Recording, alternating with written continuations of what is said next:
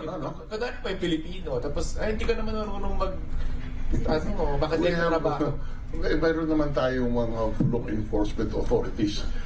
You have, if you extend that principle of warrantless arrest or any citizen to arrest a migrant worker on the allegation that he has the work permit, you have chaos. Away lang abutan mo dyan. Kasi minsan sir, feeling namin wala na kami sa Pilipinas, parang yung chick na nasa paligid namin sa mga grocery, kung saan pumunta. Nympha. Sir, kailangan baguhin sir yung policy na... Again. Sir, pa-clarify lang po, kailangan sir baguhin yung policy na pag tourist silang pumunta, sila pwedeng bigyan ng work permit when they are here as tourists. A tourist, one holding a tourist visa is not supposed to be gainfully employed in our country.